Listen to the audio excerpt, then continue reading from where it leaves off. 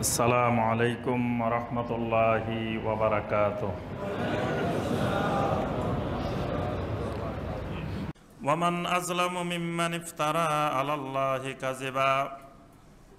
আল্লাহ পাক বলেন, ওই ব্যক্তির থেকে বড় জালেম আর কে হইতে পারে যে আল্লাহর ব্যাপারে মিথ্যা রচনা করে, আল্লাহর ব্যাপারে মিথ্যা কথা রচনা করে, মিথ্যা কথা তৈরি করে। উলাইকা ইউরাদুনা আলা রাব্বিহিম ওয়া ইয়াকুলুল আশহাদু হাউলাইল্লাযীনা কাযাবু আলা রাব্বিহিম। আল্লাহ পাক বলেন, কিয়ামতের ময়দানে তাদের এই মিথ্যা জিনিসগুলোকে তাদের রবের সামনে উপস্থাপন করা হবে। ওয়া ইয়াকুলুল আশহাদু হাউলাইল্লাযীনা কাযাবু আলা রাব্বিহিম, আর ওই সাক্ষীরা বলে দিবে, রব্বুল আলামিন এই মানুষগুলো আপনার প্রতি মিথ্যা রচনা করেছিল, মিথ্যা অপবাদ দিয়েছিল। সাক্ষীগুলা কারা? সাক্ষী অনেক ধরনের সাক্ষী থাকবে, তার শরীরের অঙ্গ প্রত্যঙ্গ সাক্ষী। আমরা যে শরীরকে খাওয়াই দাওয়াই মোটা তাজা করতেছি, যে শরীরকে আরামের জন্য অনেক সময় আল্লাহর ইবাদত করি না, শরীরের আরামের জন্য, যে শরীরের আরামের জন্য শেষ রাত্রে তাহাজ্জুদের জন্য উঠতে পারি না, যেই শরীরের আরামের জন্য ফজরের নামাজে উঠতে পারি না, সেই শরীর আমাদের বিরুদ্ধে কিয়ামতের ময়দানে আল্লাহর কাছে সাক্ষী দিবেন। এগুলো হলো আল্লাহর গুপ্তচর। আমাদের শরীরটা হলো আল্লাহ সুবহানাহু ওয়া তাআলার গুপ্তচর। আল্লাহ পাক আমাদের সাথে লাগাই দিয়েছেন যে খবর রাখ, একটু এ কি করে সবকিছু খবর রাখ। এরা সব খবর রাখতেছে কিয়ামতের ময়দানে আল্লাহর কাছে, এরা সব বলে দেন আলিয়াউমা নাখতিমু আলা আফওয়াহিহিম। আল্লাহ পাক বলেন, তাদের মুখের মধ্যে, জবানের মধ্যে আমি কিয়ামতের ময়দানে তালা লাগাই দিব। ওয়া তুকাল্লিমুনা আইদিহিম ওয়া তাশহাদু আরজুলুহুম বিমা কানু ইয়াকসিবুন। আমি তাদের হাতগুলাকে কথা বলার জন্য অনুমতি দিয়ে দিব, তাদের পাগুলাকে কথা বলার জন্য অনুমতি দিয়ে দিব। তারা সব কিছু খুলে খুলে আল্লাহর কাছে বলে দিবে। এরা আল্লাহর লোকেরা। আমাদের হাতগুলা আল্লাহর, পাগুলা আল্লাহর, এরা আল্লাহর কাছে কিয়ামতের ময়দানে সব বলে দিবে। এখন কিন্তু চুপ করে আছে, কিছু বলে না। এখন হাতেরে মারেন, পিঠান, যাই করেন, কিছুই বলে না, চুপ করে মনে হয় কিছুই বুঝে না।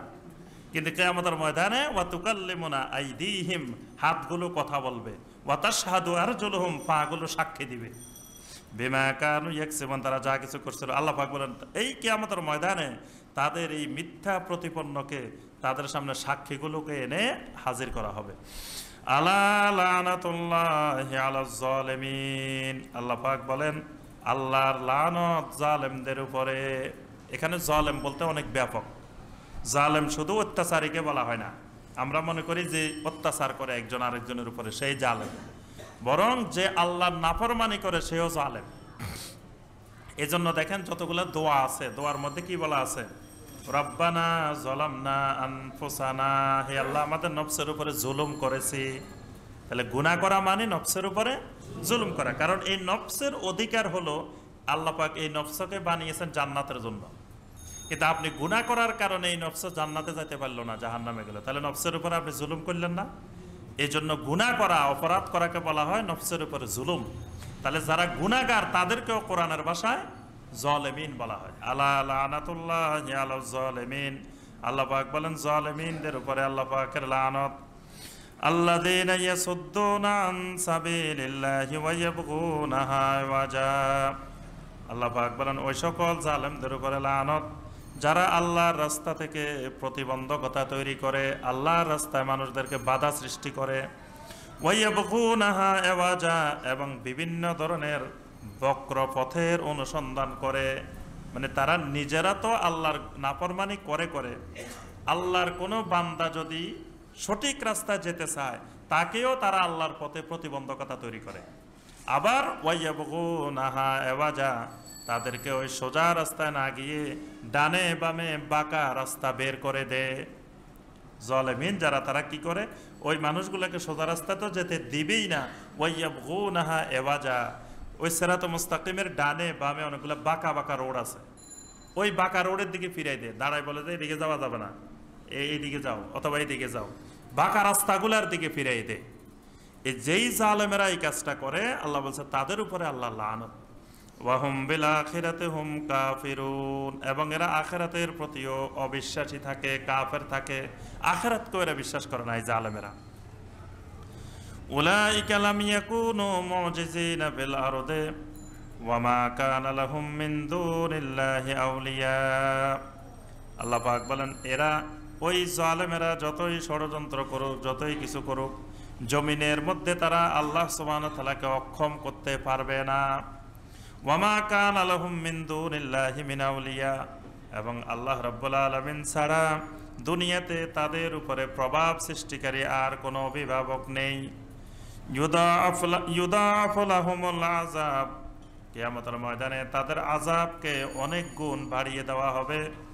মা কানু ইস্তাতিউনা আস-সামা ওয়া মা কানু ইউবসিরুন, ওই আযাবের কারণে কিয়ামতের ময়দানে তারা কোনো কিছু শুনতেও পাবে না, কোনো কিছু দেখতেও পাবে না। কিয়ামতের ময়দানে তারা অন্ধ হয়ে যাবে এবং বধির হয়ে যাবে। সূরা বনী ইসরাঈলের মধ্যে আল্লাহ পাক বলছেন, কিয়ামতের ময়দানে তারা অন্ধ হয়ে উঠবে। তখন তারা বলে উঠবে, ক্বালা রাব্বি লিমা হাশারতানি আমা ওয়া কাদ কুনতু বাসীরা, আল্লাহ দুনিয়াতে তো আমার কত সুন্দর চোখ ছিল, আমাকে অন্ধ করে কেন তুললেন? কিয়ামতের ময়দানে তারা বলবে। তখন আল্লাহ পাক বলবেন, তোমরা আমার আয়াতগুলোকে ভুলে গিয়েছিলে, তোমাদের সামনে আমার আয়াত ছিল, কিন্তু সে আয়াতের প্রতি তোমরা এই চোখ দিয়ে তাকাও নাই। ওয়া কাযালিকাল ইয়াউমা তুনসা, ঠিক একইভাবে আমিও আজকে তোমাদেরকে ভুলে গিয়েছি। এখানে আল্লাহ পাক বলতেছেন, এই আযাবের কারণে কিয়ামতের ময়দানে তারা দেখতেও পাবে না, শুনতেও পাবে না। উলাইকাল্লাযীনা খাসিরু আনফুসাহুম, এই মানুষগুলো তারা নিজেদেরকে নিজেরা ক্ষতিগ্রস্ত করেছে। ওয়াদাল্লা আনহুম মা কানু ইফতারুন, নিজেরা বিভিন্ন জিনিস তৈরি করে নিজেদেরকে গোমরাহ করেছে। মানে তাদেরকে যে জিনিসগুলো গোমরাহ করেছে, এই জিনিসগুলো তারা নিজেরাই বানিয়ে নিয়েছে, নিজেরাই তৈরি করছে।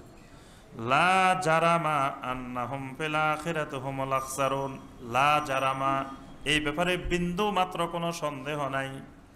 আন্নাহুম ফিল আখিরাতি হুমুল আখসারুন, আখিরাতে এই মানুষগুলোই সবচেয়ে বেশি ক্ষতিগ্রস্ত হবে। এই মানুষগুলোই সবচেয়ে বেশি, আল্লাহ পাক ইসমে তাফদীল ব্যবহার করবেন, আখসারুন, এরাই সবচেয়ে বেশি কিয়ামতের ময়দানে ক্ষতিগ্রস্ত হবে। ইন্নাল্লাযীনা আমানু ওয়া আমিলুস সালিহাতি ওয়া আখবাতু ইলা রাব্বিহিম উলাইকা আসহাবুল জান্নাহ হুম ফিহা খালিদুন। এতক্ষণ আযাবের কথা শুনতে শুনতে মানুষ ভয়ে ভীত সন্ত্রস্ত হয়ে গেছে। আল্লাহ পাক পাশাপাশি জান্নাতের সুসংবাদও শোনাবেন। কোরআনে কারিমের এটা একটা সুন্নত পদ্ধতি, যেখানে আযাবের কথা বলবেন, কিছুক্ষণ পরে আযাবের কথার পরেই আল্লাহ পাক দেখবেন যে হঠাৎ করে সুসংবাদের কথাও শোনাবেন। কারণ আযাবের কথা শুনতে শুনতে মানুষ যদি আযাবের ভয়ে ভীত সন্ত্রস্ত হয়ে যায়, তো সে তো মরেই যাবে, ভয়ে তো মরে যাবে, সে তো আর ইবাদত করবে কি? এজন্য ভয়ের পাশাপাশি আশাও থাকতে হবে। আল্লাহ পাক বলেন, ইন্নাল্লাযীনা আমানু, তবে যারা ঈমানদার, যারা ঈমান আনবে, ওয়া আমিলুস সালিহাত, ঈমানের পাশাপাশি কি করবে? আমলে সালেহ করবে। ওয়া আখবাতু ইলা রাব্বিহিম, তাদের রবের প্রতি ইখবাত হয়ে যাবে। ইখবাত নাম শুনছেন? এটা আরেকটি ইসলামিক পরিভাষা। ইখবাত, নবী সাল্লাল্লাহু আলাইহি ওয়াসাল্লামের যতগুলো সিফাত ছিল, গুণাবলী ছিল, তার মধ্যে একটা সিফাত ছিল ইখবাত। একটা ইখলাস আর একটা ইখবাত। ইখবাত যেটা, এটা ইখলাস থেকেও আরো উপরের স্তর। আল্লাহ পাক বলেন, ওয়া আখবাতু ইলা রাব্বিহিম, ঈমান আনার পরে আমলে সালেহ করতে করতে এই মানুষগুলো তাদের রবের প্রতি একান্ত অনুগত হয়ে যায়। একেবারে আল্লাহ ছাড়া, আল্লাহর দ্বীন ছাড়া, তাওহীদ ছাড়া, সুন্নাহ ছাড়া আর কিছুই বুঝে না। এটাকে বলা হয় ইখবাত। আখবাতু ইলা রাব্বিহিম, এরা তাদের রবের প্রতি একেবারে একান্ত একনিষ্ঠ অনুগত হয়ে যায়। উলাইকা আসহাবুল জান্নাহ, এই মানুষগুলো হলো আসহাবুল জান্নাহ। সুবহানাল্লাহ। হুম ফিহা খালিদুন, আর এগুলো জান্নাতের স্থায়ী বাসিন্দা, স্থায়ী নাগরিক জান্নাতের। মাসালুল ফারিকাইনি কাল আমা ওয়াল আসাম ওয়াল বাসীর ওয়াস সামি। আল্লাহ পাক বলেন, আমি এতক্ষণ পর্যন্ত দুইটি ফেরকা, দুইটি গ্রুপের আলোচনা করেছি। এই দুটি গ্রুপের, দুটি ফেরকার দৃষ্টান্ত হলো কাল আমা ওয়াল আসাম ওয়াল বাসীর ওয়াস সামি। এক গ্রুপ হলো অন্ধ, আরেক গ্রুপ হলো বাসির, চোখে দেখে সুস্থ চোখওয়ালা। এক গ্রুপ হলো আসাম বদির, আরেক গ্রুপ হলো সামি। মানে যেই জান্নাতের গ্রুপটা এরা হলো সুস্থ চোখ আছে, সুস্থ কান আছে। আর যেই জাহান্নামের গ্রুপের কথা আল্লাহ বলছেন এরা হলো আমা ওয়াল আসাম, এরা চোখেও দেখে না, কানেও শোনে না। হাল ইয়াস্তাবিয়ানে মাসালা, আল্লাহ পাক বলেন এরা দুইজন কি সমান হইতে পারে? আল্লাহ পাক প্রশ্ন করতেছেন। আফালা তাযাক্কারুন, দুনিয়ার মানুষ এর পরেও কি তোমরা বুঝবা না? আল্লাহ পাক প্রশ্ন স্বরে বলতেছেন আফালা তাযাক্কারুন, এর পরেও কি তোমরা উপদেশ গ্রহণ করবে না?